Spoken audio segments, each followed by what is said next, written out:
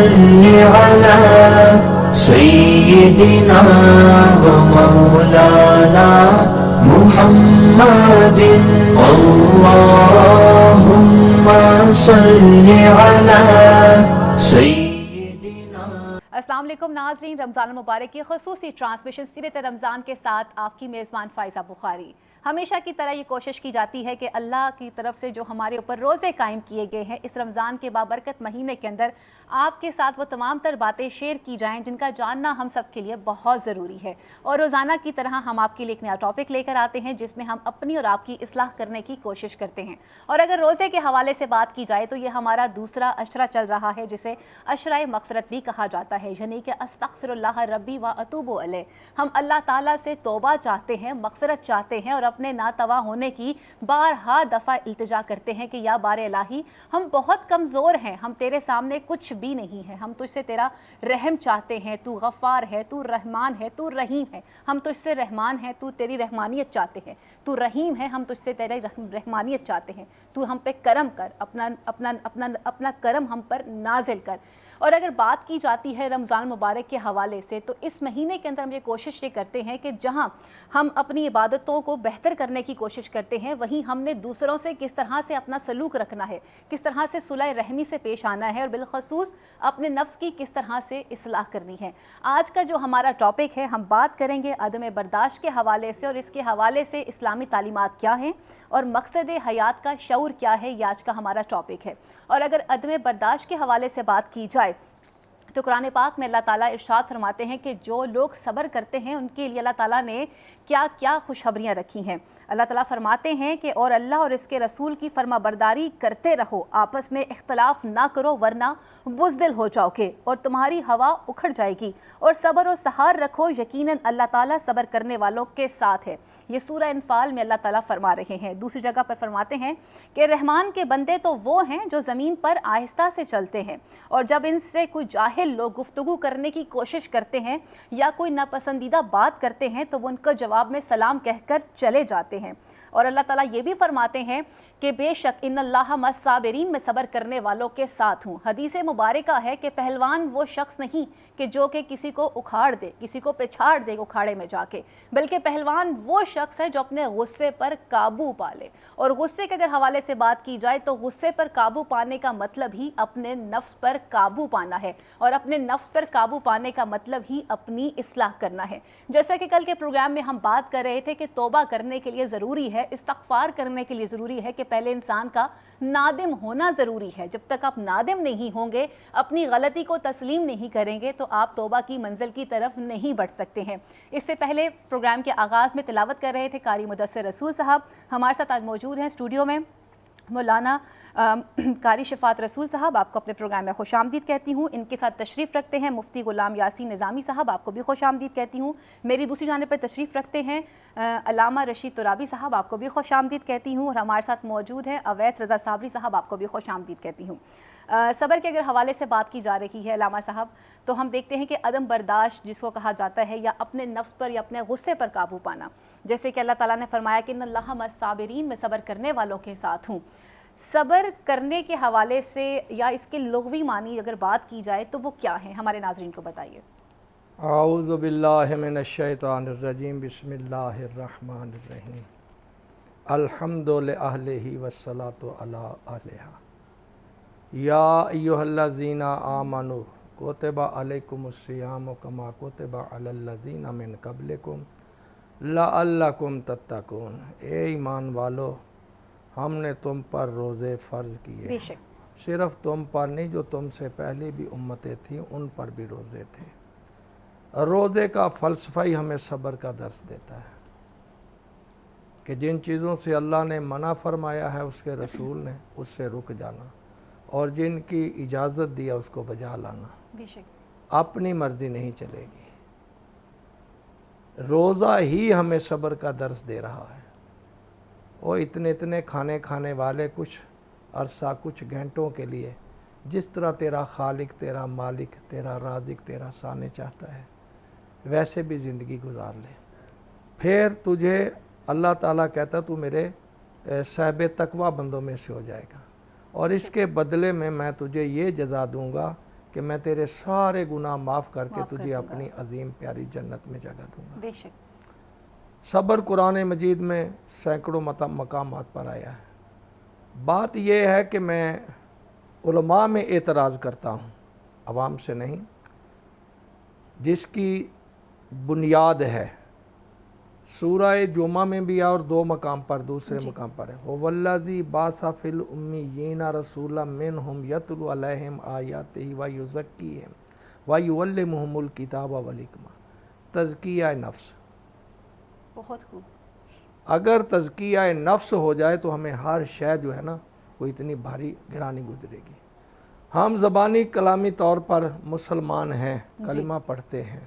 یہاں پر میں ڈاکٹر اسرار احمد کا جملہ ضرور کہوں گا، اس کانفرنس میں میں تھا الحمرہ ہال میں، اور یہ میرا خیال ہے 2004-5 کی بات ہے۔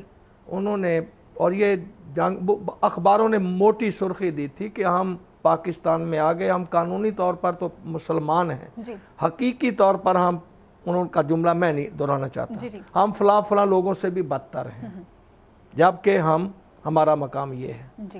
زبانی کلامی جمع خرچ، اس کے لیے تزکیہ نفس کا ہونا ضروری ہے۔ جیسے جیسے تزکیہ نفس ہو جائے گا، کون سے ایسے صحابہ کرام ہیں جن کو جیسے ہی کلمہ پڑھا تو ان کے گلوں میں پھولوں کے ہاتھ ڈالے گئے ہوں، ان کا استقبال، ان کو پروٹوکول دیا گیا ہو۔ یہ پروٹوکول تو نقلی لوگ لیتے ہیں جن کا حقیقت سے کوئی واسطہ نہیں ہوتا۔ آپ ان کو دیکھیں، پھر ان کی برداشت دیکھیں۔ بلال کو دیکھیں تو اس کو تپتی ریت پر بھی ہے، اوپر پتھر بھی ہے، پر اس کے اوپر قدم بھی ہے۔ اسی طرح دیگر جو صحابہ کرام ہیں ان کا آپ دیکھیں، اب یہ کیا ہو رہا تھا؟ ان کا تزکیہ نفس ہو رہا تھا۔ بہت خوب۔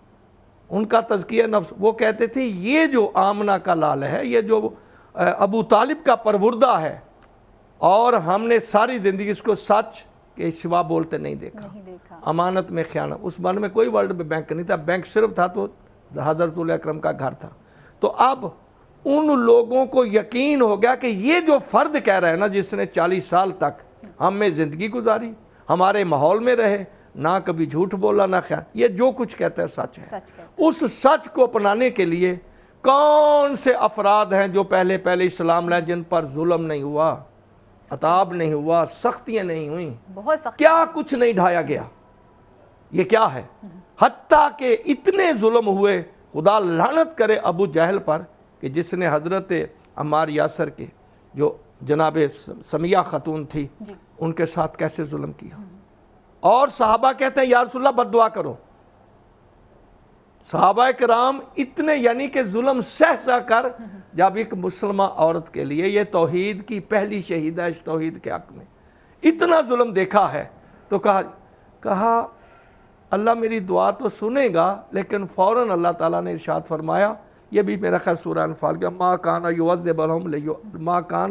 یعذبہم وانت فیہم، میرے محبوب میں عذاب تو نازل کر دوں، مجھے تیرا وجود اتنا پیارا، اس کی برکت سے میں ان سے ٹال رہا ہوں۔ شفاعت صاحب کے حوالے سے بات کی جا رہی ہے، اور جن چیزوں کا ذکر ابھی علامہ صاحب نے کیا ہے، ہم نے دیکھا کہ سفر طائف بھی ایک ہے جہاں پر آپ صلی اللہ علیہ وسلم پر پتھر بھی برسائے جاتے ہیں، اور اس قسم کی اذیتیں دی جاتی ہیں کہ خود جبرائیل امین جو ہیں وہ آسمان سے آتے ہیں اور کہتے ہیں کہ اگر آپ حکم کریں تو میں ان دو پہاڑوں کو آپس میں ملا دوں، لیکن وہاں پر بھی ان کو روکنے کا کہا جاتا ہے کہ آپ ایسا کچھ نہیں کریں گے، اور ان کے حق میں دعا مانگی جاتی ہے۔ یہ ہمارے آقا کی سنت ہے۔ اور اگر ہم تزکیہ نفس کی بات کرتے ہیں تو تزکیہ نفس ہم جیسے لوگوں کے لیے کس طرح سے ممکن ہوگا؟ بسم اللہ الرحمن الرحیم۔ تزکیہ نفس ہو، صبر ہو، یہ ملتے جلتے الفاظ ہیں، اور اس کا نتیجہ جو ہوتا ہے وہ برداشت ہوتا ہے، جو ہمارے معاشرے میں نہیں ہے۔ میں کوشش کروں گا کہ میں وہ لفظ بولوں کہ جو میرے سامعین کو سمجھ آ جائیں، اور میرے الفاظ کو سننے کے بعد ان کو منزل دور یا قریب نظر آ جائے، انہیں راستہ بھی پتہ چل جائے۔ گزارش یہ ہے کہ برداشت اگر آپ نے سکھانی ہے تو اس کے لیے جب نبی پاک صلی اللہ علیہ وسلم کی آپ مثالیں دیتے ہیں نا، صحابہ کرام کی، اہل بیت کی، ہم اسے سنتے ہیں، سننے کے بعد سر بھی دھنتے ہیں، آنسو بھی بہاتے ہیں، اور بہانا چاہیے، ہمارے ایمان کا تقاضا ہے۔ بے شک بے شک۔ مگر سوال یہ ہے کہ اس صبر اور برداشت کو ہم اپنی نسلوں تک کیسے لے کر آئیں؟ جی اصل تو یہ ایشو ہے نا. بالکل. کیا آپ کو، مجھے اور جتنے ہم یہاں بیٹھے ہیں سب کو نہیں پتہ یہ باتیں؟ سب پتہ ہے. کیا ہمارا عام جو سامع ہے، جو ہمارا عام ناظرین میں سے ہیں، وہ ان باتوں کو جمعے کے خطبوں میں علماء سے، مشائخ سے سنتا رہتے ہیں؟ بے شک. لیکن ہمارے کردار میں یہ چیزیں کیوں نہیں آ رہی؟ میں جب یورپ میں یا امریکہ میں جب یہ باتیں کرتا ہوں تو وہاں کے نوجوان کہتے ہیں جی وہ تو بہت ہولی پرسنالٹیز تھے، ہم ان جیسے تو نہیں ہو سکتے، بالکل. لہٰذا ان کے جو واقعات ہیں وہ تو صرف سننے کے لیے ہیں اور ایمان کو تازہ کرنے کے لیے ہیں. میں نے کہا نہیں، اس کے لیے میں آپ کو پریکٹیکل وے بتاتا ہوں جو یورپ اور امریکہ نے اختیار کیا ہے. جی. وہ کیا ہے پریکٹیکل وے؟ پریکٹیکل وے یہ ہے کہ گھر میں جب ماں اور باپ آپس میں ہر وقت غصے میں، تندہی میں، ترش جملوں کا تبادلہ کریں گے تو کیا اپنی نسل کو وہ صبر سکھا رہے ہیں؟ کیا وہ اپنی اگلی نسل کو برداشت سکھا رہے ہیں؟ نہیں. سب سے پہلی جو تربیت گاہ ہے وہ تو گھر ہے، اور ماں کی گود ہے. ماں کی گود ہے، بالکل. اور باپ اس کا استاد ہے. بالکل. حضور صلی اللہ علیہ وسلم نے فرمایا تھا کہ ماں کی مطلب ہے کہ گود سے یعنی پنگھوڑے سے لے کر قبر تک علم حاصل کرو. علم حاصل کرو، سیکھو. کسی مفکر نے نہیں کہا تھا کہ تم مجھے اچھی مائیں دے دو، میں تمہیں اچھی نسلیں دے دیتا ہوں، بالکل. اچھی قوم دے دیتا ہوں. بالکل. اچھا، جب ماں باپ چھوٹی چھوٹی باتوں پر لڑیں گے اور لڑنے کے بعد ہاتھا پائی ہوں گے، خاندان آئے روز اکٹھے ہوں گے، جی. اور وہ بچہ جو اس ماحول میں جو پروان چڑھ رہا ہے اس سے آپ توقع رکھتے ہیں کہ وہ جب گھر سے باہر نکلے گا، سڑک پر گاڑی چلا رہا ہوگا تو وہ برداشت کے ساتھ رہے گا؟ وہ جب کوئی چیز شاپنگ سینٹر میں خرید رہا ہوگا وہ برداشت سے کرے گا؟ نہیں. وہ سکول میں برداشت سے رہے گا؟ جب آپ نے جو بچے کی عمر ہوتی ہے 4 سال، 5 سال، 6 سال اس کو سیکھنے کی، اور اسی عمر میں سب کچھ سیکھ جاتا ہے. یہ نہ آپ دیکھیں کہ وہ بڑا ہو کے کوئی سیکھتا ہے. 5-6 سال تک اس کی ایک لائن متعین ہو جاتی ہے. جی. ہمیں یہ دیکھنا چاہیے کہ رسول اللہ صلی اللہ علیہ وسلم کے اس کے مطابق بھی اور دنیا کے مفکرین کے مطابق بھی اور آج دنیا نے ہمارے سامنے جو ماڈل رکھ دیا اس کے مطابق بھی سب سے بڑی جو تربیت گاہ ہے وہ ماں اور باپ ہیں. ان کی اصلاح کی ضرورت ہے. ہمارے ہاں ایک دو ساتھی آتے ہیں، وہ اپنے بچے کو نا بٹھا کے ڈانٹ رہا تھا کہ تو نے سگریٹ نہیں پینی. جی. تو میں نے جب اس کو دیکھا یہ بہت سمجھا رہا ہے تو میں نے تنہائی میں بلا کے پوچھا کہ آپ پیتے ہیں سگریٹ؟ کہہ رہے جی میں تو پیتا ہوں، لیکن میں اپنے بچے کو منع میں کر رہا نہیں چاہتا کہ میرا بچہ پیے. جی. یعنی ہم چور ہیں، ڈاکو ہیں، لڑتے ہیں، نشہ کرتے ہیں، شراب پیتے ہیں، جوا کھیلتے ہیں، سگریٹ کھیلتے ہیں، فضول جگہوں پر بیٹھتے ہیں، لیکن ہماری خواہش یہ ہے کہ میرا جو بچہ ہے نا وہ ولی اللہ بن جائے، جی. وہ بہت بڑا انسان بن جائے، اس میں صبر بھی ہو، شکر بھی ہو، برداشت بھی ہو. سب سے بڑی جو کمی ہمارے معاشرے میں عدم برداشت ہے، یہ صبر نہیں. اس کی وجہ یہ ہے کہ ہم نے باتیں کی ہیں اپنی نسل سے، بالکل. ان کے سامنے رول ماڈل بن کے ہم نہیں آئے. نبی پاک صلی اللہ علیہ وسلم کی سب سے بڑی خوبی یہ تھی بالکل. کہ رسول اللہ صلی اللہ علیہ وسلم پہلے عمل کرتے تھے، پھر اس کے بعد دوسروں کو کہتے تھے. ایک اللہ کے ولی کا واقعہ بھی ہے نا کہ ان کے پاس ایک عورت لے گئی کہ حضرت اس کو دم کر دیں، یہ میٹھا بہت کھاتا ہے. تو آپ فرمایا کل آنا. تو جب کل آئے بچے کو لے کر بچے کے سر پر ہاتھ رکھا اور کہا بیٹا میٹھا نہ کھایا کرو. انہوں نے کہا حضرت آپ نے ایک دن لگا دیا، مجھے واپس بلایا، چکر بھی لگوایا مجھے، کل ہی جملہ فرما دیتے.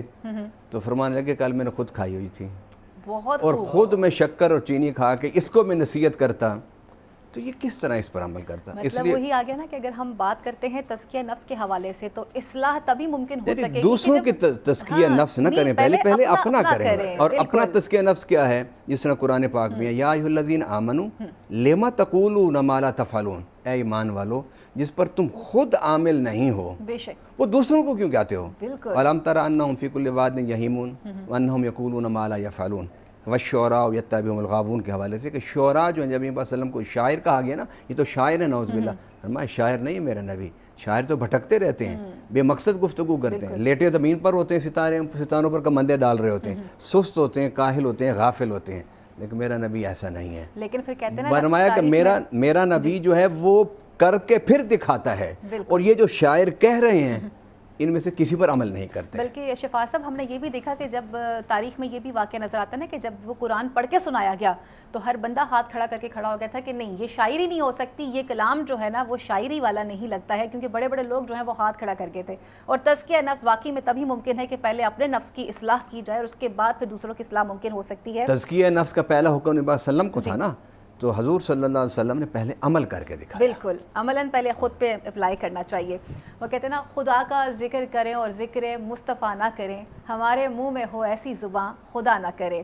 تو اویس رضا صابری صاحب ایک خوبصورت سا کلام ہو جائے نذرانہ عقیدت آقا دو جہان صلی اللہ علیہ وآلہ وسلم کی خدمت میں. کاش میں دور پیمبر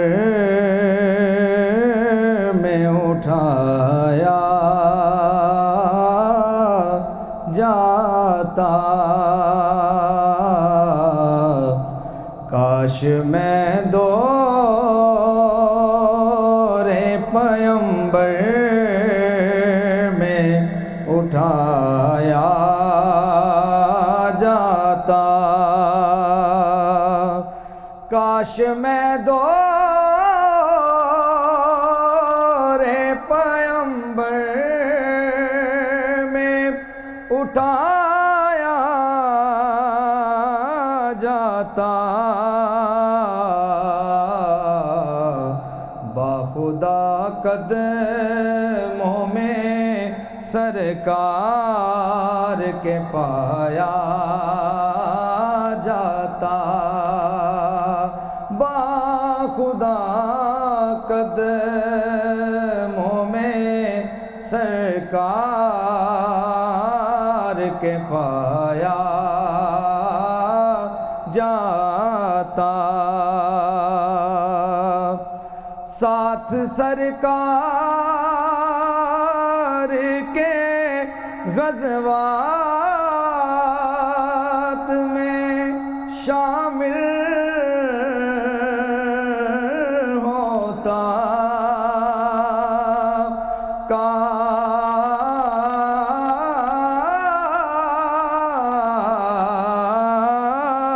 کاش ساتھ سرکار کے غزوات میں شامل ہوتا, ان کی نصرت میں لہو میرا بہایا جاتا, حضور ہم نہ ہوئے آپ کے زمانے میں,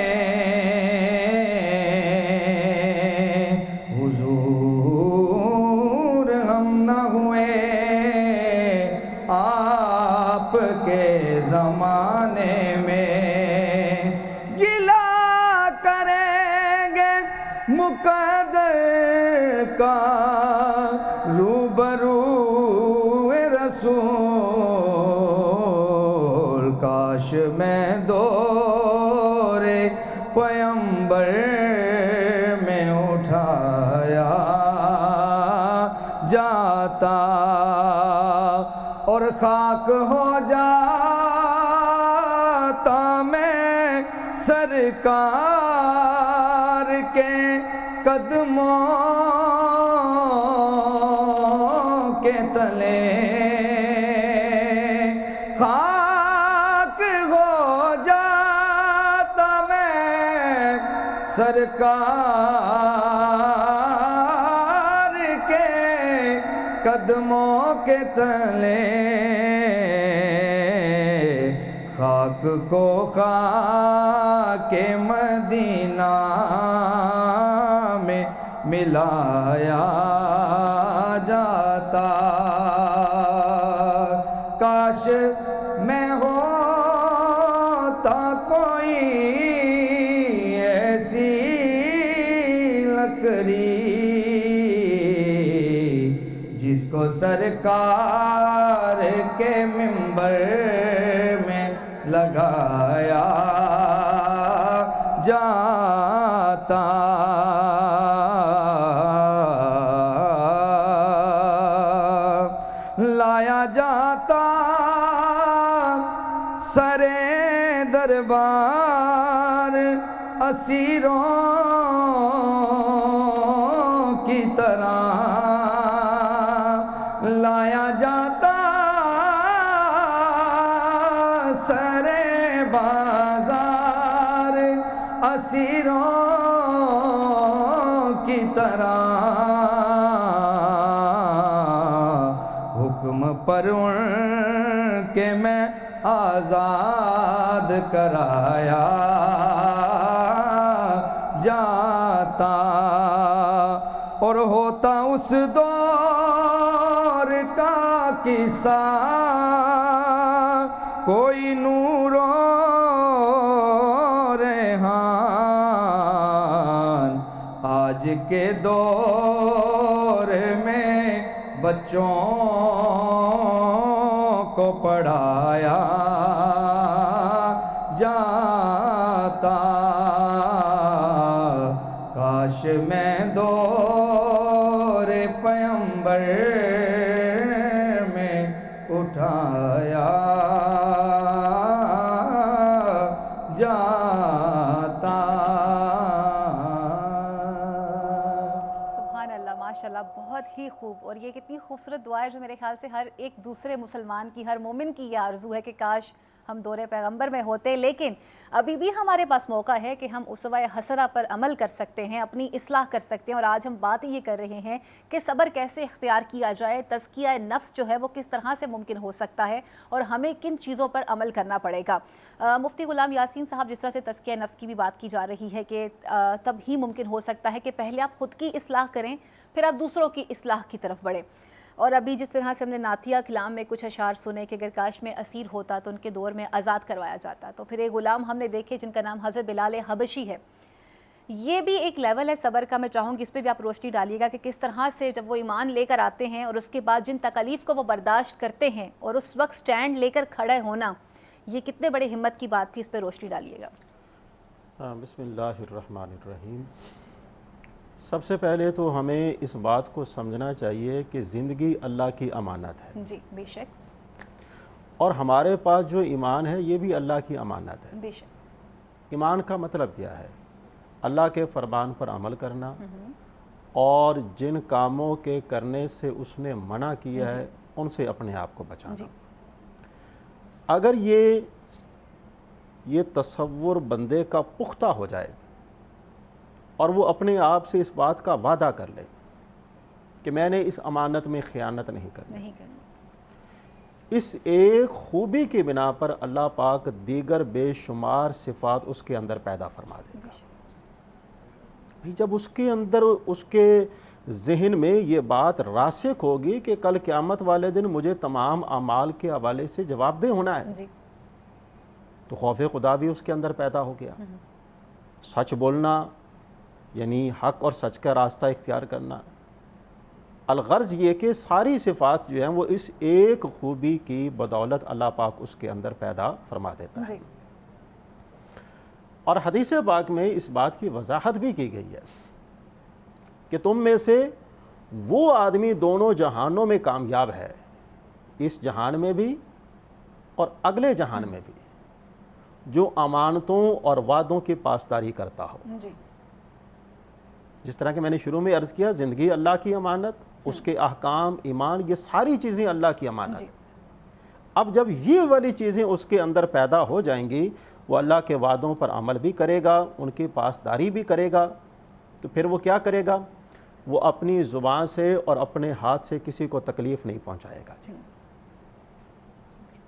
عدم برداشت میں یہی چیزوں تو بنیادی چیزیں ہیں نا۔ یہ حدیث مبارکہ بھی ہے کہ مومن وہ شخص ہے کہ جس کی ہاتھ اور زبان کی اذا سے دوسرا مسلمان بھائی جو ہے وہ محفوظ رہے۔ اس حوالے سے دو حدیثیں ہیں۔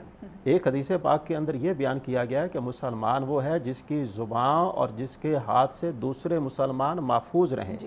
دوسری حدیث پاک کے اندر یہ بیان کیا گیا ہے کہ جس کی زبان اور جس کے ہاتھ سے تمام لوگ محفوظ رہیں۔ اصل جو بنیاد ہے وہ یہ زبان ہے۔ اصل بنیاد جو ہے عدم یعنی बर्दाश्त को फ़रोग़ देने वाली चीज़ें यही हैं। जी हम इन चीज़ों के हवाले से देखा जाए ज़ुबान से इजहार कर देते हैं, जी तो ज़ुबान से इजहार कर देने की सूरत में क्या होता है, हम वो बर्दाश्त वाले कल्चर से निकल जाते हैं। जी एक मिसाल ले लीजिए, हज़रत सैयदना सिद्दीक़ अकबर रज़ी अल्लाह अन्हु, एक शख्स आप रज़ी अल्लाह अन्हु के सामने अल्लाह के प्यारे रसूल के साथ मौजूद हैं, वो आपको नाज़ेबा कलिमात कह रहा था। जब उसने आपको नाज़ेबा कलिमात कहे, आप उसके कलिमात का जवाब देते रहे, पहले आप सुनते रहे, जी फिर आपने जवाब देना शुरू कर दिया, और जब आपने जवाब देना शुरू कर दिया तो अल्लाह के प्यारे रसूल वहाँ से चले गए और मुस्कुराए भी इस बात के ऊपर। अल्लाह के प्यारे रसूल वहाँ से तशरीफ़ ले गए। तो सैयदना सिद्दीक़ अकबर ने हुजूर की बारगाह में अर्ज़ किया, या रसूल अल्लाह, मैं पहले खामोश था तो आप वहाँ पर खड़े थे, और जब मैंने उसकी बात का जवाब दिया है तो फिर आप वहाँ से चले गए। तो अल्लाह के प्यारे रसूल ने फरमाया, तुम जब तक खामोश थे तुम्हारी तरफ से जवाब देने के लिए अल्लाह ने फरिश्तों को मुकर्रर फरमाया था। वो रहमत का फरिश्ता चला गया जब तुमने जवाब दिया। तो वो ये तुम्हारे यानी कि अदम बर्दाश्त की वजह से वो सारी की सारी जो अल्लाह की नेमतें थी, वो अल्लाह की रहमतें थी, उन तमाम रहमतों से तुम क्या हो गए हो, महरूम हो गए। असल बात यह है कि अगर हम चाहते हैं कि हमारे यहाँ अदम बर्दाश्त का माहौल ना हो तो उसकी बुनियादी वजह यह है हमें अपनी ज़ुबान पर काबू पाना होगा। ठीक है, ज़ुबान पर काबू पाने की बात की जा रही है। मैं अल्लामा साहब आपसे जानना चाहूँगी कि अगर बात की जा रही है, मैं अगेन वही सवाल जो मैंने मुफ्ती साहब से पूछा था कि तज़किया नफ्स की बात की जाती है। हज़रत बिलाल हबशी मतलब जब कर लेते हैं, इकरार कर लेते हैं, अल्लाह के रसूल पर ईमान ले आते हैं, तकलीफ़ भी देखते हैं, वो क्या मुकाम था कि जहाँ पर मसाइब बिल्कुल सामने हैं कि आपको मालूम है कि इसके बाद का सफ़र जो है वो आसान नहीं है, बल्कि मुश्किलात इससे ज़्यादा होने वाली है और तकलीफ़ भी ज़्यादा होंगी, लेकिन वहाँ पर सब्र इख्तियार रखा गया। इस पर भी रोशनी डालिएगा। और तारीख़ में हमने देखा है कि हज़रत इमाम हुसैन अलैहिस्सलाम को नफ्स मुतमइन्ना भी कहा गया। सब्र की दोनों मंजिलें हैं, इन पर ज़रा रोशनी डालें। बिस्मिल्लाहिर्रहमानिर्रहीम, अल्लाहुम्मा सल्लि अला मुहम्मद व आले मुहम्मद।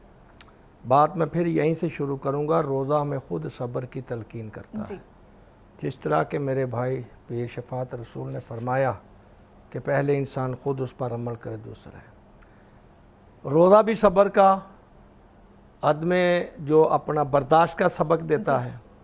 इनके घराने से चलें, इनके बच्चों को देखें।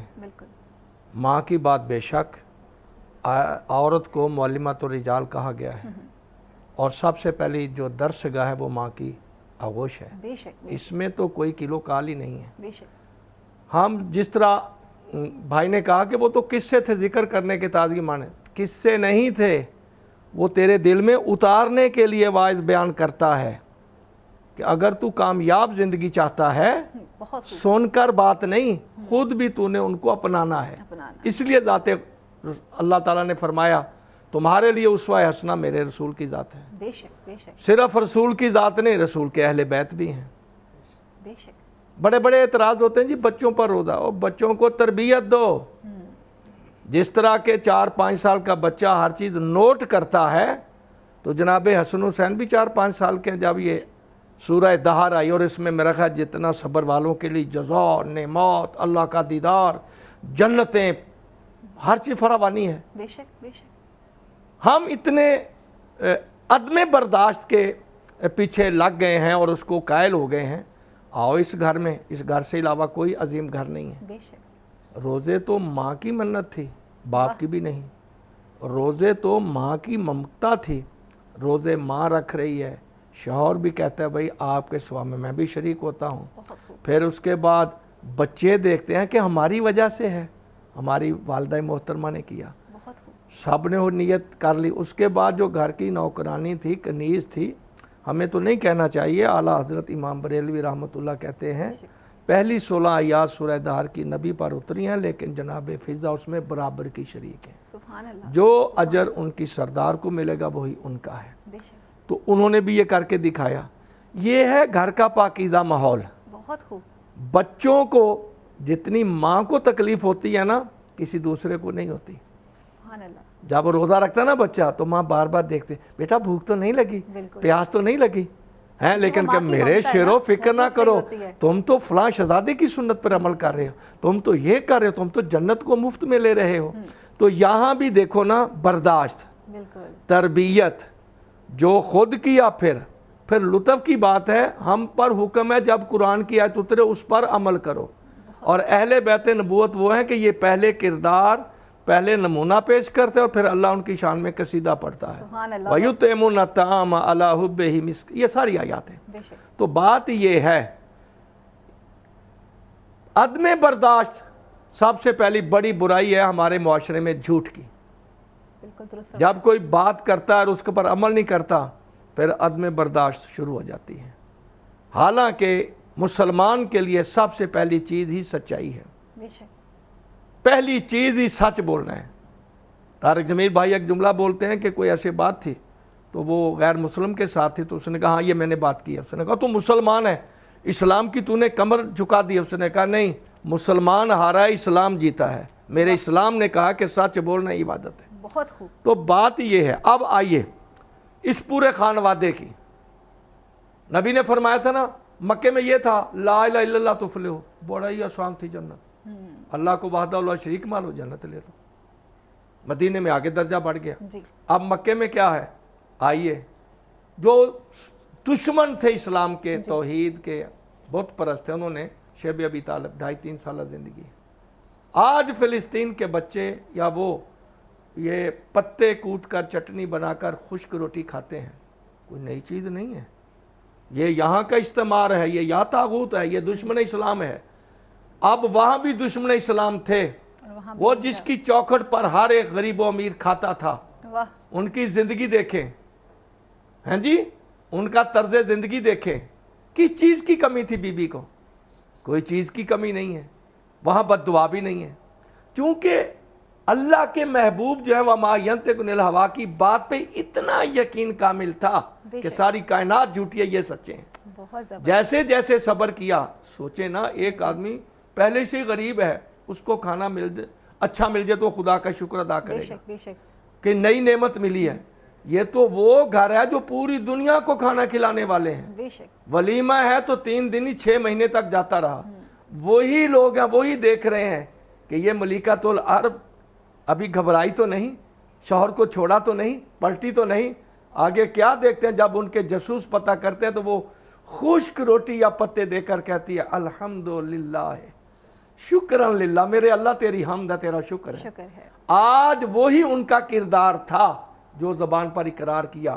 آج ہم ان پر صلوات بھی پڑھ رہے ہیں، درود بھی پڑھ رہے ہیں اور یہ بھی ایمان رکھتے ہیں کہ ان کی سیرت پر چلیں گے تو ہمیں جنت ملے گی. بہت خوب، بالکل درست فرمایا آپ نے. اور جس واقعے کا ذکر آپ نے کیا تو میں ناظرین آپ کو بتاتی چلوں، جیسے علامہ صاحب نے کہا اور شفاعت صاحب نے کہا کہ ماں کی آغوش سے ہی بچہ سیکھتا ہے. تو ہم دیکھتے ہیں کہ اہل بیت کا ہی گھرانہ ہے اور جناب فضہ کا ذکر کیا جا رہا ہے کہ جنہیں کہا جاتا ہے کہ وہ کنیز بی بی فاطمہ زہرا سلام اللہ علیہا ہیں، جبکہ وہ ملکہ حبش تھیں اور انہیں ان کے گھر میں امام حسن امام حسین علیہ السلام جو ہیں وہ اماں فضہ کہہ کر مخاطب کرتے رہے. یہ گھر کی تربیت ہے. اور جس روزے کا آپ ذکر کر رہے ہیں اگر میں غلطی نہ کروں تو یہ دیکھیے کہ وہ روزہ رکھنے والی کون ہے؟ سید النساء العالمین ہیں، رحمت للعالمین کی بیٹی ہیں، حسن و حسین کی والدہ ہیں جو خود جنتی سردار ہیں نوجوانوں کے. تو ان کی ماں جو ہیں جب روزہ رکھ رہی ہیں اور پریکٹس کر رہی ہیں اور سامنے پریکٹس کون کر رہا ہے؟ باپ، جو کہ کل ایمان ہے. تو یہ تو ہماری اصلاح کے لیے تمام چیزیں ہمیں کر کے دکھائی جا رہی ہیں. قاری صاحب اگر ہم اپنے اسلام کی خوبصورتی کی طرف بڑھتے ہیں تو ہمیں ہر واقعہ ہی ہر چیز ہی اتنا خوبصورت نظر آتا ہے کہ اگر ہم صرف ایک چیز کو دل سے پڑھ لیں تو ہماری اصلاح کا سفر جو ہے وہ شروع ہو جاتا ہے. میں چاہوں گی کہ اصحاب رسول خدا صلی اللہ علیہ وسلم کی زندگی پہ بھی تھوڑی روشنی ڈالتے ہیں کہ کن کن موقعوں پر کس کس طرح سے صبر کیا گیا. جیسے ہم نے غزوات دیکھے، غزوہ خندق کو دیکھا جائے، غزوہ بدر کو دیکھا جائے، تو یہاں پر بھی ہمیں صبر کے درجے نظر آتے ہیں. ان پہ روشنی ڈالیے گا. بات یہ نہیں ہے کہ ہمارے پاس لٹریچر میں صبر کی مثالیں نہیں ہیں. مثالیں بہت ہیں. بات یہ بھی نہیں کہ ہمارے پاس اور قرآنی قصص نہیں ہیں. انبیاء کرام کے قصص ہیں، صحابہ کرام کے قصص ہیں، اہل بیت کے ہیں. بات یہ ہے کہ ہماری زبان میں وہ تاثیر نہیں کیوں نہیں جو کردار پیدا کر سکے. سوچنا تو یہ ہے نا. میں بھی اتنے الحمدللہ 35 سال تو ہو گئے نا اس میدان میں کام کرتے ہوئے. صبر و برداشت پر اگر میں واقعات اور قرآنی آیات لانا شروع کر دوں اس کے لیے 10 پروگرام آپ کے چاہیے. آپ کے اچھا وہ اس لیے نہیں کوئی علم زیادہ ہے، وہ یہ کہ ساری عمر جو پڑھتے رہے بالکل تو جو پڑھا جو اس میں مصروف رہے وہی کچھ انسان کے پاس ہوتا ہے نا.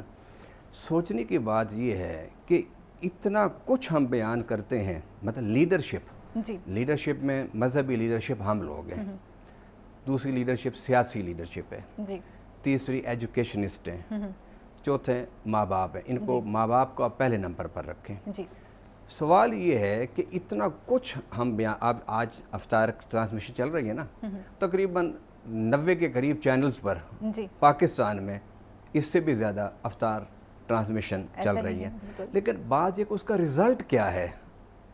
اس کا رزلٹ زیرو ہے.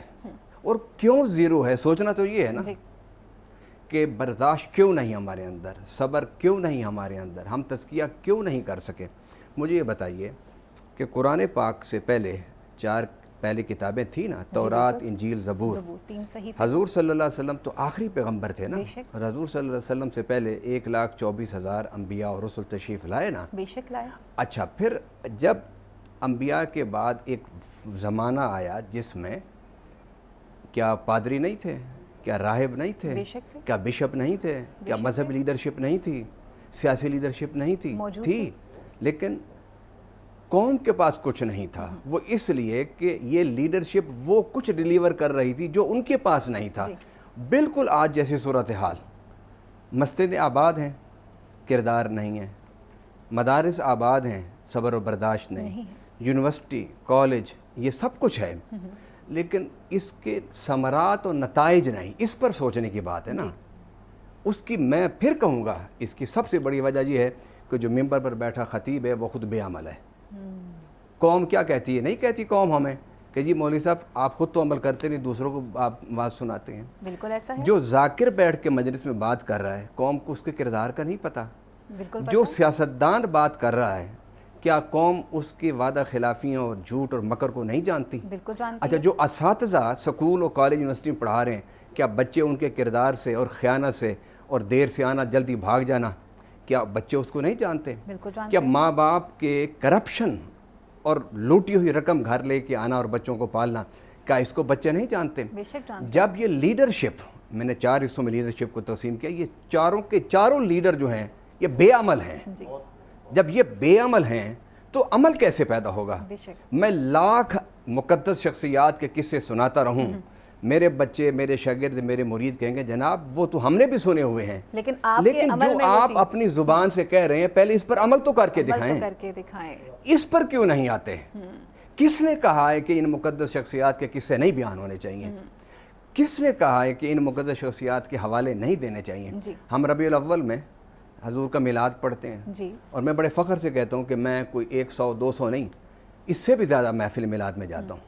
جب محرم آتا ہے تو میں سب سے زیادہ مجلس مطلب ہمارے یہاں لفظ مجلس نہیں کہتے، محفل کہتے ہیں، اس میں جاتا ہوں. جی اچھا لیکن اس وقت ہم بیٹھے ہیں ایک قومی نیشنل ٹی وی پر، جی تو ہمیں اس پر کردار کو بلڈ کرنا ہے. بالکل. اور وہ کردار کیسے بلڈ ہوگا؟ کہ وہ یہ ہے کہ میں اور آپ جو ماں باپ ہیں اور ٹیچر، میں یورپ کی مثال دیتا ہوں. میں یورپ کی مثال اس لیے دیتا ہوں کہ ان لوگوں کو ہم یہ کہتے ہیں کہ وہ کافر ہیں اور ان کو ہم دوسرے درجے کا انسان سمجھتے ہیں. جی اچھا جب ان کے آپ کو دیکھیں، میں جرمنی میں تھا، میں صبح نماز کے بعد واک کے لیے گیا تو ایک بچی چھوٹی جس گھر میں میرے مرید تھے، ان کا جی اس کو ساتھ لے جائیں، آپ راستہ بھول جائیں گے. جی میں جانے لگا تو فجر کا وقت تھا تو ریڈ اشارہ تھا، میں آگے جانے لگا، اس نے میرے ہاتھ پکڑ لیا. اس نے کہا امام صاحب اشارہ جو ہے سرخ ہے. میں نے کہا بیٹا اس وقت تو کوئی بھی نہیں ہے، سنڈے ہے، سنڈے کو تو ویسے بھی وہاں کچھ نہیں ہوتا صبح کے وقت. اس نے کہا نہیں جی میں نہیں جاؤں گی. میں نے 2 قدم آگے اٹھائے، وہ نہیں آیا، میں پیچھے ہو گیا. اب اس بچی، چھوٹی سی بچی کو یہ شعور کس نے دیا؟ اگر اس کا باپ بھی اشارے توڑتا، اس کا بھائی بھی اشارے توڑتا تو وہ بھی توڑتی.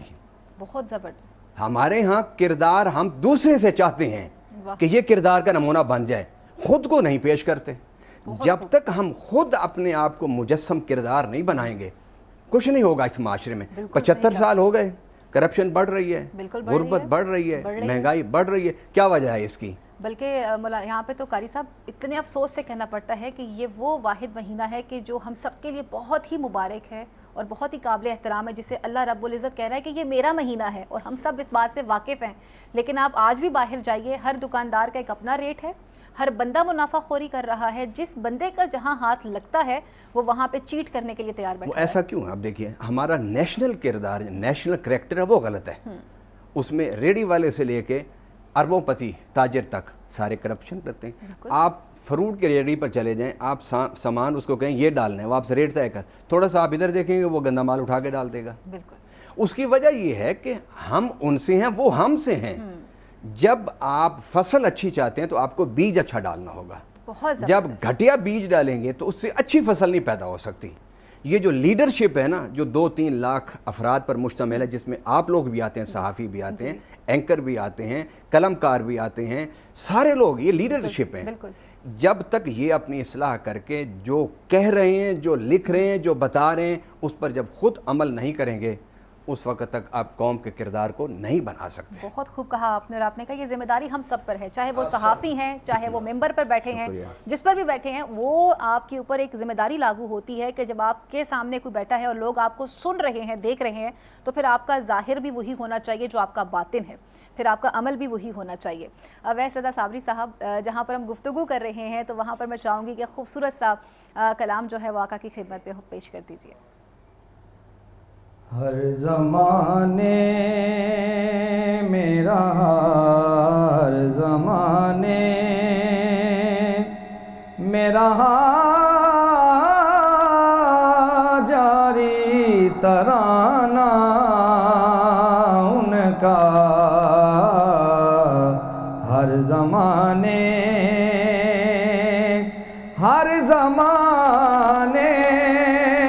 میں رہا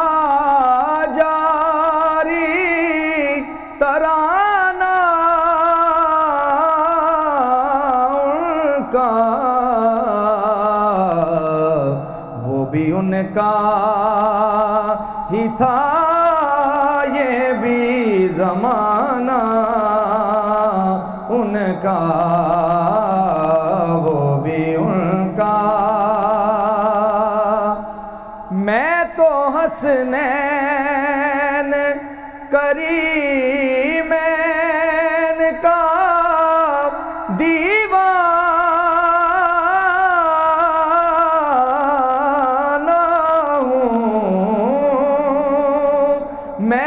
حسنین کریمین کا دیوانہ ہوں. مجھ پہ راضی ہی رہے، مجھ پہ راضی ہی رہے، حشر میں نانا ان کا، مجھ پہ راضی وقت آنے پہ ہر ایک چیز لٹا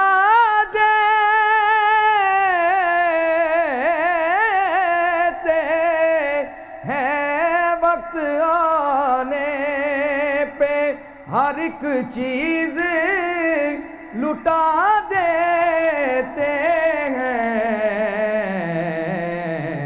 منفرد ہے یہ گھرانوں میں گھرانہ ان کا، منفرد ہے یہ گھرانوں میں گھرانہ ان کا. میرے آبا کے بھی آبا تھے اسی در کے غلام. میرے آبا کے بھی آبا تھے اسی در کے غلام. تو اس حوالے سے میں نوکر ہوں پرانا ان کا، اس حوالے روٹھ جاتا ہے خدا جس سے وہ روٹھے نہ سے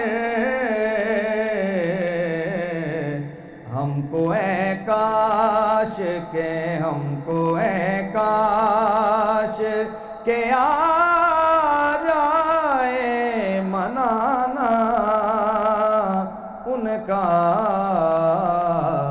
ہر زمانے میں رہا جاری ترانہ ان کا۔ سبحان اللہ، ماشاءاللہ، وہ بہت خوب بات کی آپ نے، اور اس سے بات کی جا رہی ہے صبر کے حوالے سے، عدم برداشت کے حوالے سے بات کی جا رہی ہے۔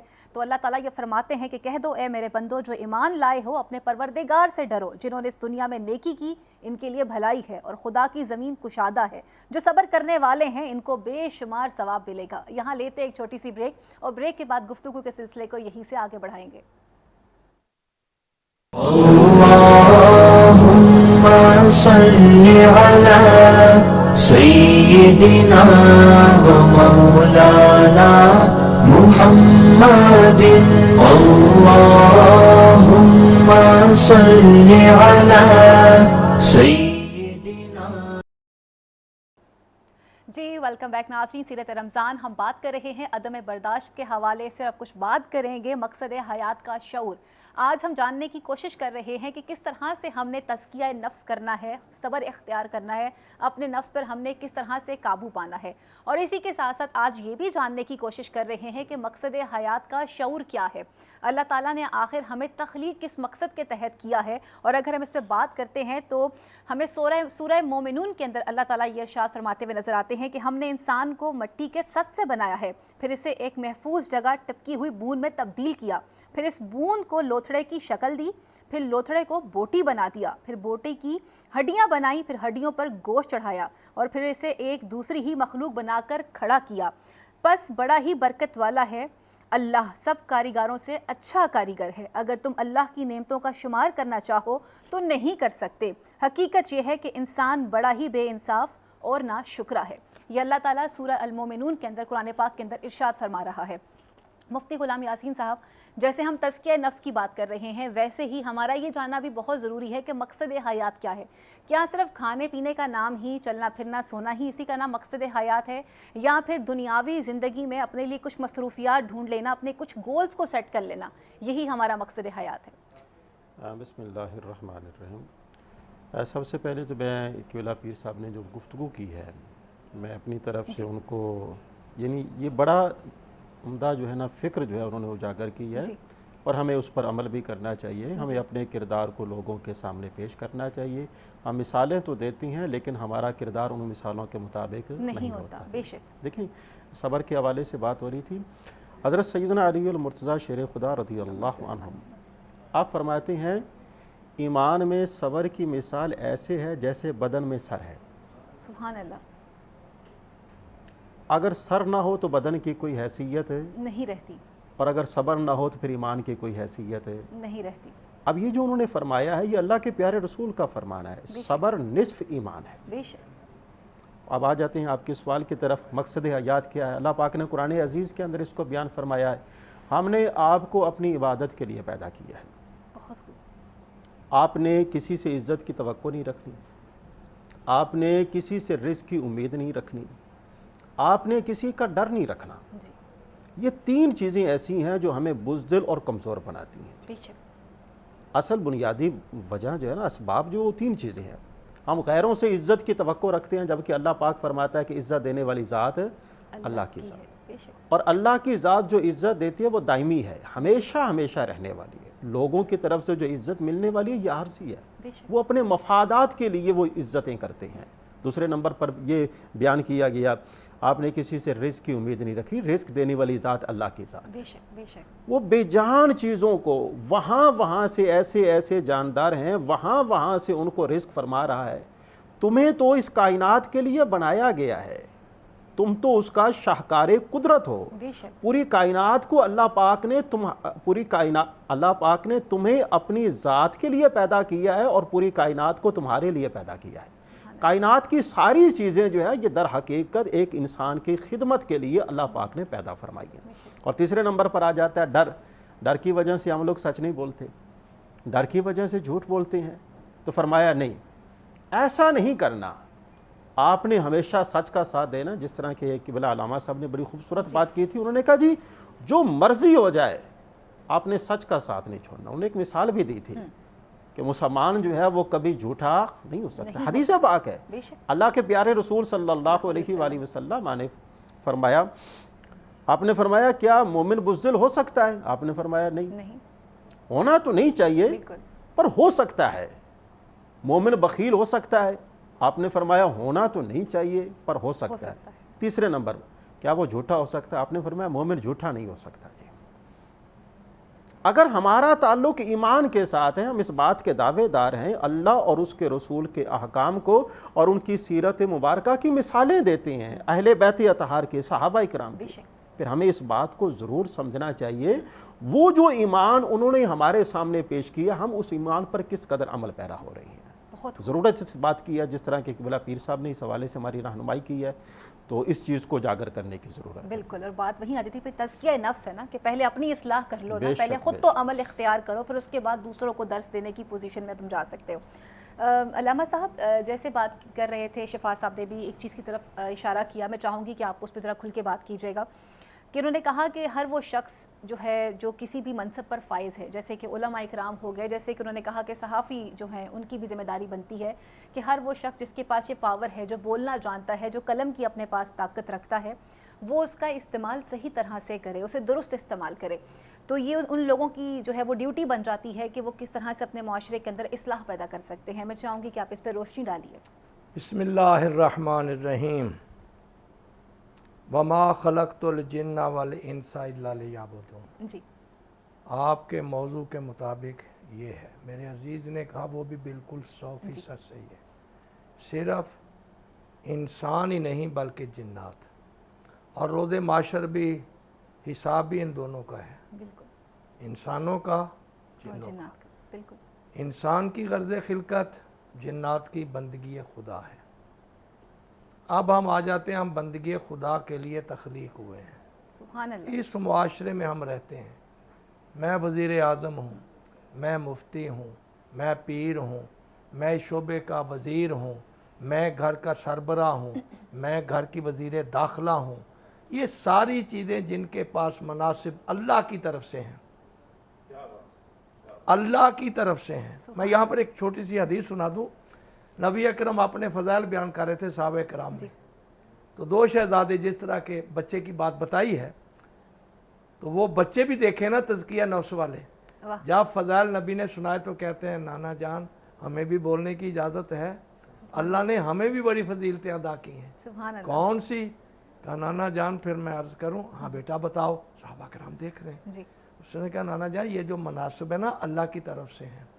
اللہ تعالیٰ نے جیسی ماں اور جیسا باپ مجھے دیا ہے, سبحان اللہ, کسی کو نہیں دیا. سبحان اللہ, سبحان اللہ. نبی نے دیکھا, صحابہ مسکرائے. بات دیکھو, بچوں کی فکر دیکھو, سب کچھ بچپن سے سیکھ جاتے ہیں. میں 100% ایگری ان کے ساتھ. پھر فرمایا نانا جان ابھی فضائل ختم نہیں ہوئے, جیسی نانی اور جیسا نانا سبحان اللہ اللہ نے ہمیں عطا کیا ہے, بے شک, آپ کو بھی نہیں ملا. بے شک, بے شک, بے شک. پھر چوتھا, یہ تاریخ تبری سے پڑھ رہا ہوں. جی. صرف فضائل نہیں, یہاں سبق بھی ہے, بالکل, بالکل, آموزش بھی ہے. بالکل. نانا جان جیسی دادی جیسا دادا اللہ نے ہمیں دیا ہے, کسی کو نہیں. بہت. میری دادی وہ ہے جو آپ کی بھی پرورش کرنے والی ہے, بہت. میرا دادا وہ جو آپ پر بھی قربانی دینے والا. بے شک. پھر ایک رشتہ اور, نانا جان جیسا چچا اور جیسی پھپھی اللہ نے ہمیں دیا. کہ میرا چچا وہ ہے جو جعفر طیار ہے, جی. میری پھپھی وہ ہے ام ہانی جنہوں نے احد میں جی. نبی کو بچایا. بے شک. وہ ظالم حملہ, نبی کو 40 سے زیادہ زخم ہیں, جی. پورا بدن خون میں بھرا ہوا ہے. قریب تھا کہ وہ مارتا گرز, بی بی نے اس کو خیمے کی چوب پکڑی, وہ اس کے لیے ایٹم بم بن گیا, نیزہ بن گیا, اس کو پھر نار و شکر کر دیا. تو یہ چیزیں جو ہیں ہمیں کس لیے بیان کی جاتی ہیں, وہاں پر تشنا رہ گئی تھی.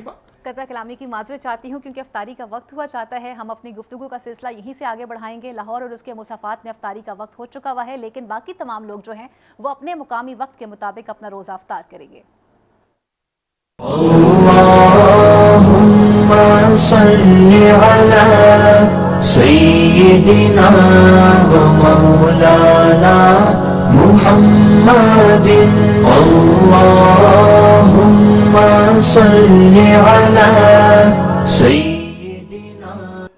جی ویلکم بیک ناظرین. سیرت رمضان اور بریک بتانے سے پہلے ابھی لاہور اور اس کے مصافات میں تمام تر لوگوں نے اپنے مقامی وقت کے مطابق روزہ افطار کیا ہے، لیکن دیگر شہروں کے لوگ جو ہیں اپنے مقامی وقت کے مطابق اپنا اپنا روزہ افطار کریں گے. آج ہم بات کر رہے ہیں عدم برداشت کے حوالے سے اور مقصد حیات کے حوالے سے کہ اللہ تعالیٰ نے آخر انسان کی تخلیق کس لیے کی ہے اور مقصد حیات کیا ہونا چاہیے. بریک بتانے سے پہلے علامہ رشید ترابی صاحب فرما رہے تھے کہ کس طرح سے جو ہیں وہ اہل بیت جو ہیں ان کے حوالے سے وہ ذکر کر رہے تھے کہ مقصد حیات اگر سمجھنا ہو یا فکر حیات کو سمجھنا ہو تو کون کون سے اصول جو ہیں انہیں ملحوظ خاطر رکھنا چاہیے. جی علامہ رشید ترابی صاحب میں چاہوں گی بات یہ کرنا چاہتا ہوں. جب انسان دنیا میں آیا اور یہ حدیث پاک ہے حضرت مولا مومنان لنگر زمین و آسمان پیشوائے متقیان قرآن کی جان توحید کی آن میدان کی شان ابن عمران کل ایمان مومن منافق کی پہچان. وہ فرماتے ہیں من عرف نفسہ فقد عرف ربہ. اے انسان تو بیکار خلق نہیں ہوا، جس نے اپنے نفس کو پہچان لیا اس نے اپنے اللہ کو پہچان لیا. سبحان اللہ. اس اللہ نے اپنے بندے کی پہچان کے لیے 1.25 لاکھ انبیاء بھیجے، پھر ان نبیوں کا سردار حضرت محمد مصطفیٰ صلی اللہ علیہ وسلم. تمام انبیاء کے کردار ایک طرف اور ان کا خلاصہ ہے نبی اکرم. جب انسان کا اپنے مالک پر یقین ہو جائے گا تو پھر اس سے اپنی مقصد حیات کا پتہ چل جائے گا. 5 سال کا ہے، 18 سال کا ہے، 24 سال کا ہے، 32 سال کا ہے، 100 سال کا ہے، 110 سال کا ہے. کربلا میں ہر شے کا اسوہ موجود ہے. سبحان اللہ. صرف حسین کا قتل، یزید قاتل، یہ چیزیں نہیں ہیں. اگر کربلا کو بغور گہرائی سے دیکھا جائے تو انہوں نے پوری کائنات کی مخلوق کو بتایا کہ ہم جو دنیا میں آئے تھے بیکار نہیں تھے. ہمیں اپنی غرض خلقت کا بھی پتہ ہے اور مقصد حیات کا بھی پتہ ہے. اور اس کے لیے آپ صحابہ کرام دیکھ لیں کربلا میں ہیں. بے شک. جی بالکل ایسا ہے. بچے دیکھ لیں کربلا میں ہیں. بے شک. نونہال بچے دیکھ لیں کربلا میں ہیں. بے شک. 6 ماہ کے علی اصغر بتا رہے ہیں بے شک. اٹھتی جوانی والا بچہ ہے جناب قاسم، یہ ہمیں بتانے کے لیے ہے کہ بیٹا قاسم تو اپنے نزدیک موت کو کیا سمجھتا ہے؟ تو کہا چچا جان میرے نزدیک یہ شہد سے بھی زیادہ میٹھی ہے. سبحان اللہ. تربیت ہے نا. بے شک بے شک بے شک. ہم ظالم کو دیکھ کر رو پڑتے ہیں، بس مقصد دیکھیں مقصد. پھر چچا جان کیا ہم حق پر نہیں ہیں؟ کہا بیٹا حق پر ہیں. تو کہا پھر اس کی فکر کیا ہے؟ پھر اس نے وہی جملہ کہا جو جنگ صفین میں حضرت علی علیہ السلام نے کہا تھا، جناب عمار یا سمیس میں تمار. دوسرے صحابہ کہتے ہیں یا علی بس عہد کود پڑھتے ہیں رکتے نہیں. کہا میں نے کبھی سوچا نہیں ہے کہ میں موت پر جا کروں یا موت مجھ پر آ پڑے. سبحان اللہ سبحان اللہ. میری زندگی میرے اللہ کے ہاتھ میں ہے. بے شک. ہم رزق کی تلاش کے لیے جھوٹ نہ جانے کیا کرتے ہیں. اگر ہمارا قرآن پر مقدس کتاب پر ایمان ہو تو 12ویں پارے کی پہلی آیت یہی ہماری نے کہا کہ جو کچھ بھی زمین کے ہے یا نیچے ہے وہ سب کا رزق اللہ کے پاس ہے. سبحان اللہ سبحان اللہ. تو اب یہاں کیا ہے؟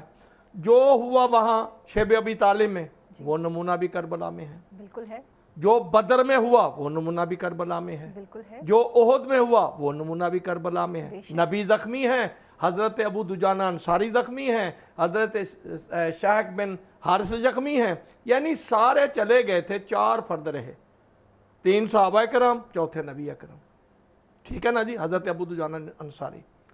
اب یہ سارے کے سارے شاہکار، آپ نے خیبر کی بات کی ہے وہ بھی یہاں ہیں. بے شک ہے. حنین کے بھی ہیں، خیبر.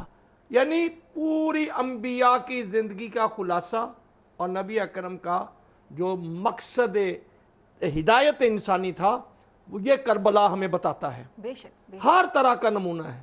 ادھر بھی انسان ہے، ادھر بھی انسان ہے. شیب ابی طالب میں پانی بند ہوا، یہاں بھی پانی بند ہوا. صفین میں پانی بند ہوا، یہاں بھی پانی بند ہوا. ٹھیک ہے نا جی. اب دیکھنا یہ ہے کہ مظلوم جیتا ہے یا ظالم جیتا ہے. یہ بھی ایک ہے بھائی دنیا میں تیرے حقوق کسی نے سلب کر لیا، میں نے اس کے حقوق پر ڈاکہ ڈالا ہے، اس نے برداشت نہیں کیا، ویسے جواب دے دیا. اسلام تو جواب کا ہے ہی نہیں ہے. بالکل. اسلام تو یہی فتح مکہ میں بلال اس کو پہچانتے ہو؟ کہا یہ وہی ہے جو مجھ پر سے کرتا تھا۔ کہا بلال اب اس کو سلام کرو۔ سوچو کتنی تکلیفیں اٹھانے والا ہے صحابی، تو اس نے سلام کر دیا۔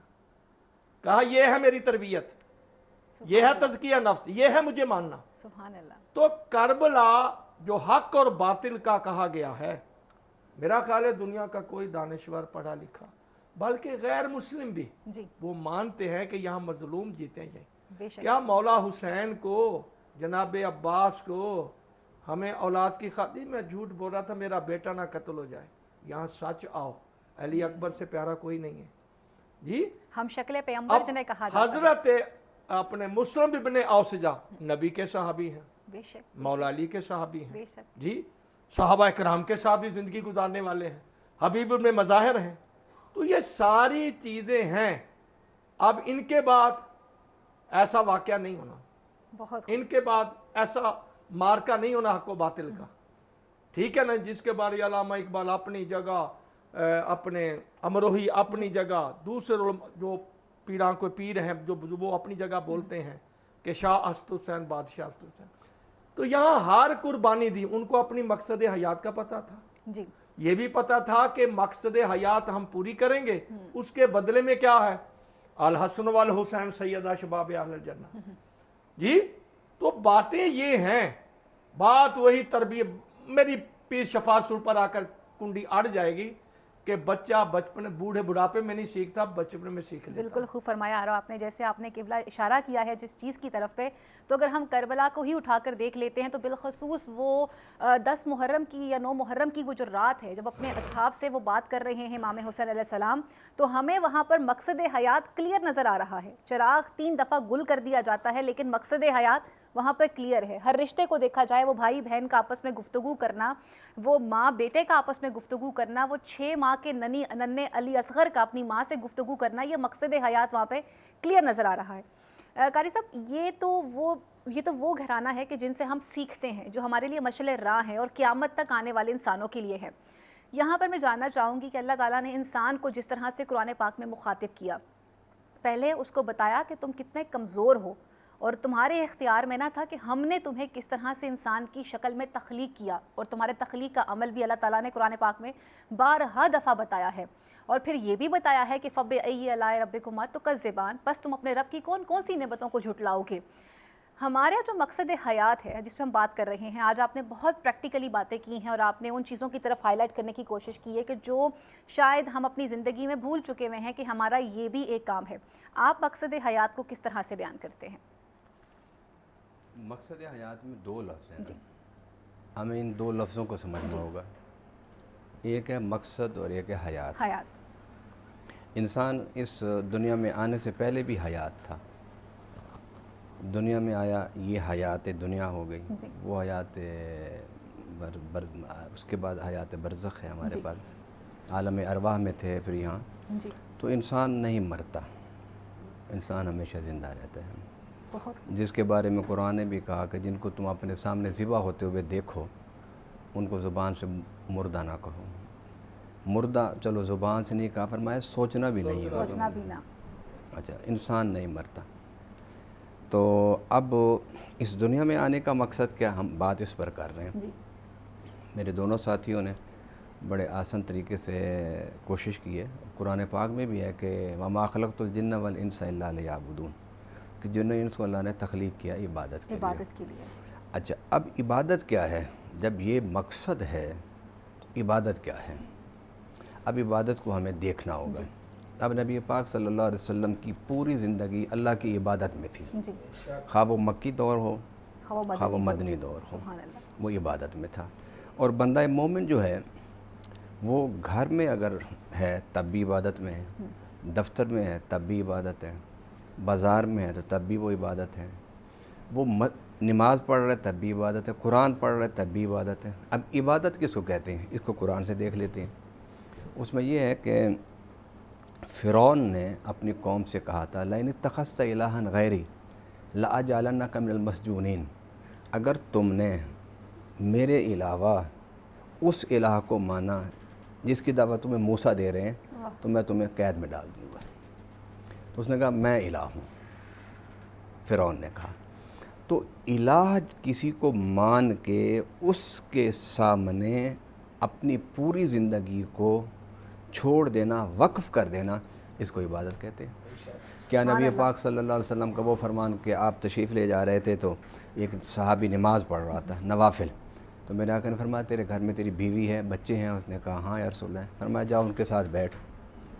یہ اللہ کی نفلی عبادت سے تیرا گھر میں بچوں کے ساتھ بیٹھنا زیادہ افضل ہے۔ بہت خوب، بہت خوب۔ اچھا، اب کربلا کی بات تو بہت اوپر ہے نا، بالکل وہ تو بہت اوپر ہے۔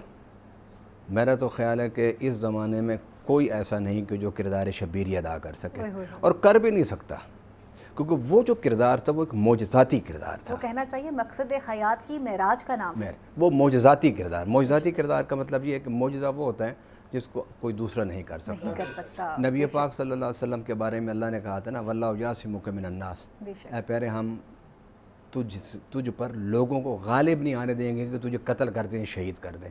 حضور خیمے میں تھے بدر میں، تو آپ نے چہرہ مبارک باہر نکالا، آپ نے فرمایا کہ پہرے داروں سے بھی چلے جاؤ۔ صحابہ نے کہا حضور بڑے دشمن ہیں، فرمایا رب نے وعدہ کر لیا کہ میں تیری حفاظت کروں گا۔ تو پھر حضور کے دل میں خیال پیدا ہوا کہ شہادت بھی تو ایک بہت بڑا مقام ہے، بالکل، تو وہ تو پھر میں اس سے رہ گیا۔ فرمایا نہیں، تمہیں اس سے نہیں اللہ رکھے گا، تیری جگہ حسین شہید ہوگا، وہ ظاہری شہادت حسین کی ہوگی، باطنی شہادت تیری ہوگی۔ بہت بہت اچھا، اب وہ تو ایک بہت بڑا کردار ہے۔ ہم چاہتے ہیں کہ ہم ذرا مقصد حیات کو اس سطح پر لا کے بیان کریں جس سے ہمارے ناظرین مستفید ہو سکیں، کچھ کرنے کے قابل ہو سکیں۔ وہ آسان الفاظ کیا ہیں؟ مثلا میرے آقا صلی اللہ علیہ وسلم نے فرمایا کہ اگر کوئی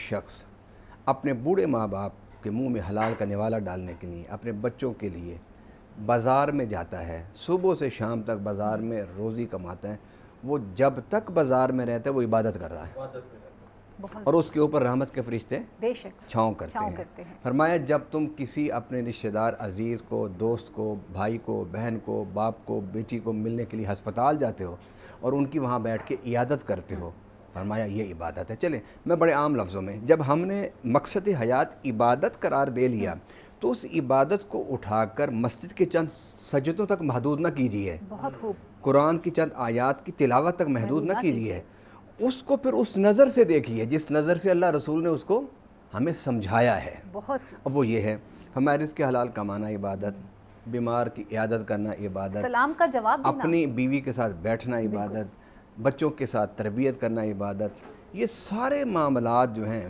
ایک بندہ مومن کی، اس پر میں ایک جملہ بولتا ہوں، وہ یہ ہے کہ اسلام نے یہ تصور دیا ہے کہ ترک دنیا دین نہیں ہے، بلکہ دین کیا ہے کہ دنیا کو اختیار کرو اس طرح جس طرح میرے آقا نے سکھایا ہے۔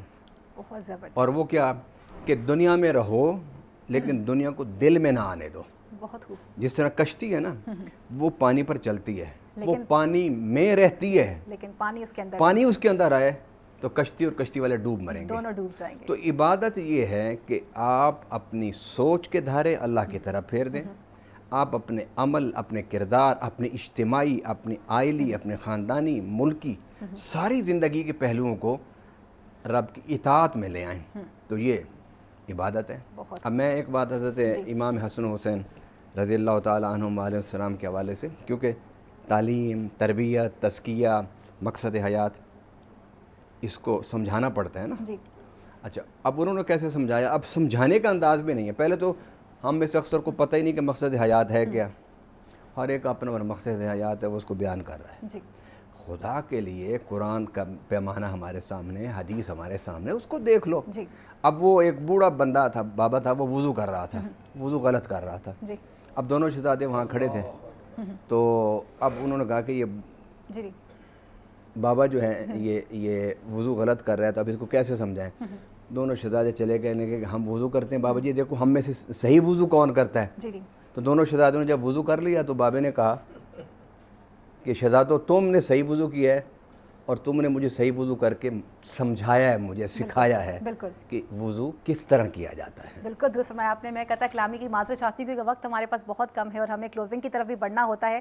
آج ہم بات کر رہے تھے تزکیہ نفس کے حوالے سے اور مقصد حیات کے حوالے سے، تو جہاں ہم نے سیکھا کہ تزکیہ نفس آخر نام کس کا ہے، اور اگر بات کی جاتی ہے مقصد حیات کے حوالے سے تو ہم نے اہل بیت سلام اللہ علیہ کی زندگی پر روشنی ڈال کر دیکھنے کی کوشش کی کہ مقصد حیات کا مطلب آخر کیا ہے۔ اور اگر مقصد حیات کی ہی بات کی جا رہی ہے تو آج 14 رمضان المبارک امیر مختار ثقفی کی شہادت کا بھی دن رہا، تو مقصد حیات ہمیں یہاں پہ بھی نظر آتی ہے کہ کس طرح سے امام حسین علیہ السلام کے قاتلان سے انہوں نے انتقام لیا تھا، اور کس طرح سے امام سجاد علیہ السلام نے ان کا شکریہ ادا کیا، اور کس طرح سے امیر المومنین علی ابن ابی طالب علیہ السلام یہ فرما کے جا چکے کہ یہ بچہ ہمارے لیے تسکین کا باعث بنے گا۔ تو آج ان کی شہادت کا بھی دن رہا ہے۔ میں اپنے آج یہاں پر آنے والے تمام مہمانوں کا بہت شکریہ ادا کرتی ہوں۔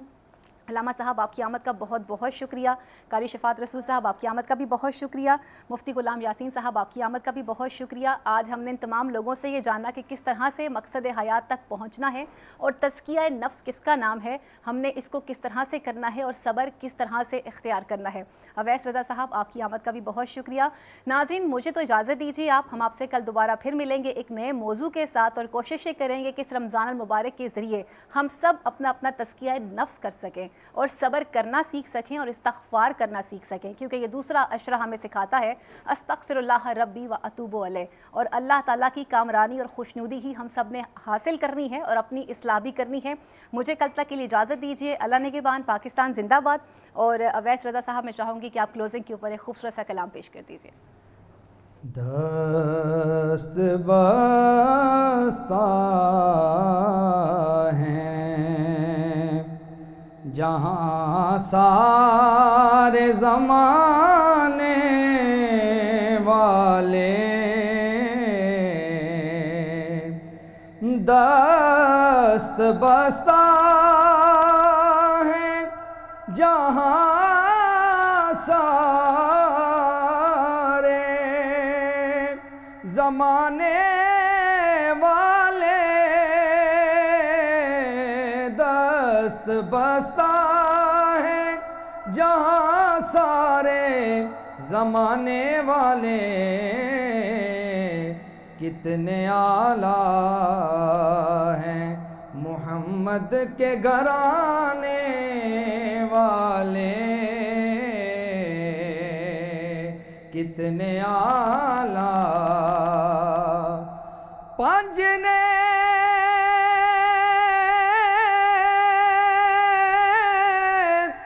وجود والے،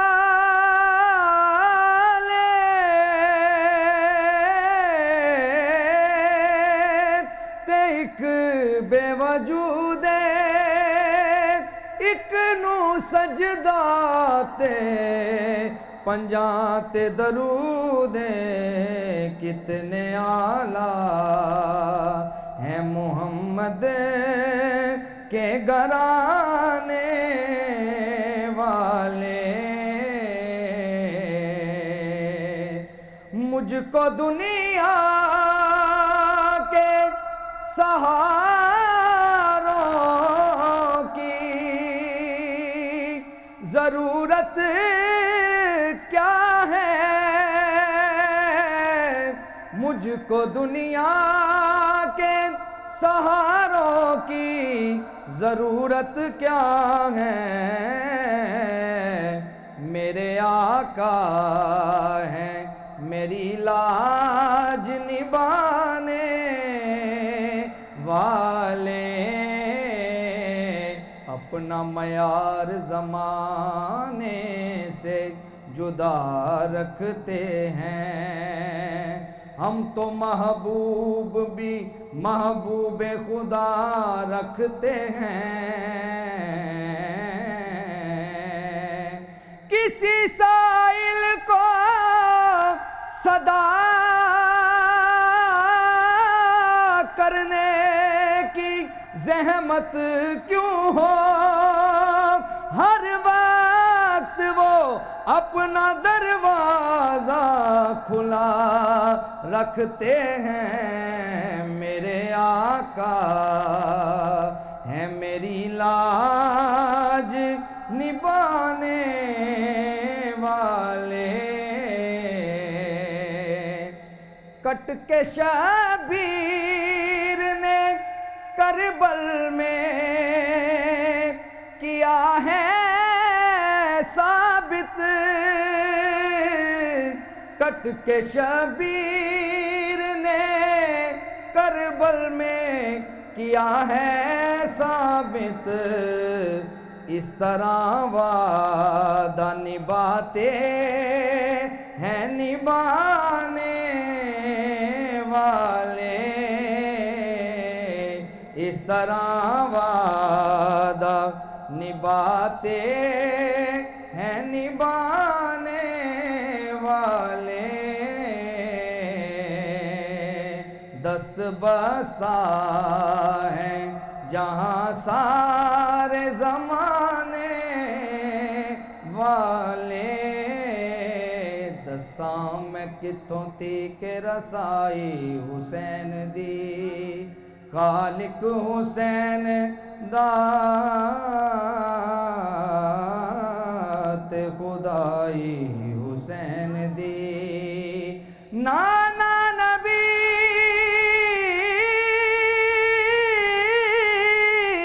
تے بابا علی تے ماں فاطمہ، اس تو ود کے ہور کی دساں میں بڑائی حسین دی، کتنے آلہ ہیں محمد کے گھرانے والے۔